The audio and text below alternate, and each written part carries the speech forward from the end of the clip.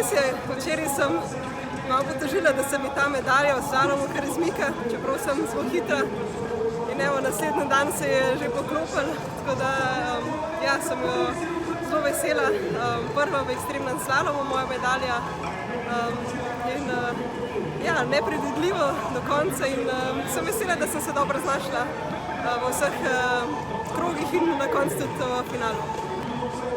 Ja, skupina, vse 4 punce smo bile zelo močne, tako da ni bilo prav veliko taktiziranja, predvsem sem se poskušala izogniti kontakta, zato da sem hitra, da mi čovn teče, ker to je vse moja prednost pred drugimi, tako da ja, potem pa samo v situaciji sem se poskušala znajdati in Jessica je bila danes res, ker bomo prehitra za nas, ampak bomo že naštudirali, da je drugič prehitimo.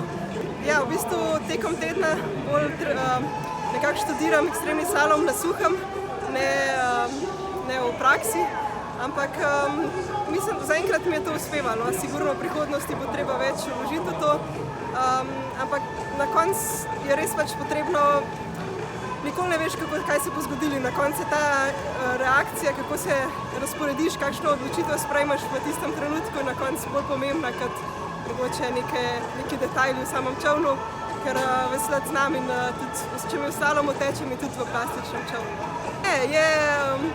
Je zelo zanimiv, še vedno je slalom moja prva disciplina oziroma je res na prvem mestu še vedno, ampak ja, ekstremni slalom, nikoli ne veš, kaj pričakovati.